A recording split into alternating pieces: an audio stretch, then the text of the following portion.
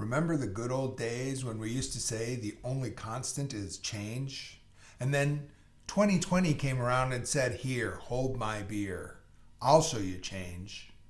And then 2021 came around and said, no, you hold my beer. Let me show you change.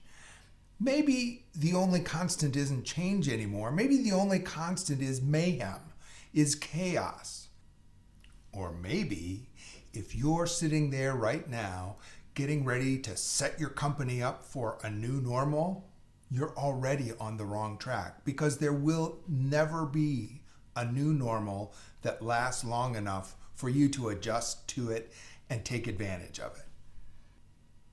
So let's talk about how the average company responds to a change in their customers and in their marketplace. All those people that the average company has that touch the customers on a day-to-day basis are told, don't have business conversations. What you learn, we don't want to learn about that. That's sales job, or that's VOC's job. So the change happens, and then it finally rolls through the company after the quarterly or the annual VOC survey. Well, it doesn't really happen then, because then we think we know something, and then somebody goes out on a listening tour, and then we find out about the change. We then have committees and strategy change sessions, and we figure out the new strategy to adapt to that change. And then we roll it out. So now the SDRs and the BDRs have got new scripts. We had to roll that out. We had to test those out. And salespeople go through some extensive training driven from the top with the VOC data, and so on and so on and so on. So finally, after months or quarters, that change is implemented. And what happens? Well, in today's world, that change has already passed you by. You see, our company processes are good at doing the same things over and over. And so we adjust those things and make single step changes, and that's what we're okay at. But we are awful, as most companies are awful, at figuring out how to effectively change their change, how to effectively lean into the rate of change. Your competitors are only good at step changes. What would happen if you became good at adapting to the change, at more aggressively changing to the change? So let me ask you a couple questions. Company leaders regularly they tell me about how good their companies are at change and how they empower their people. But let me ask you a couple questions as a gut check.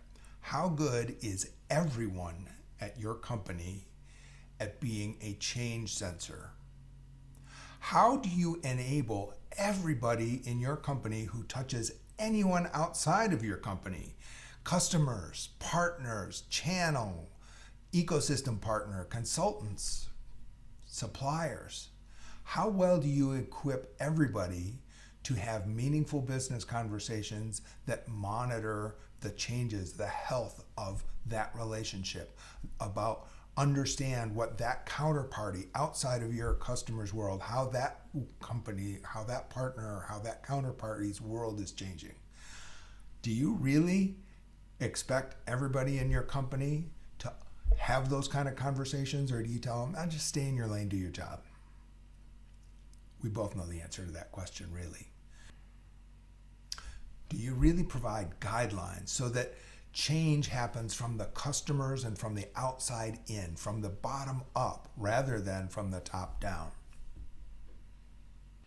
I was recently lucky enough to listen to Kara Golden, the founder and CEO of Hint Incorporated, as in Hint Water, big unsweetened flavored water brand, as she talked about how she had cascaded change after change through her company through the course of the pandemic.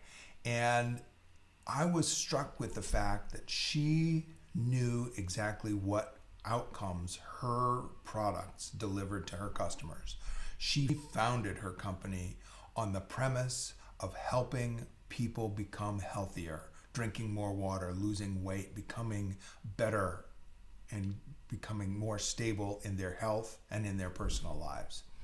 And every change that she had, what seemed like wild pace of change, were anchored in a vision of what she wanted to do in the lives of her customers.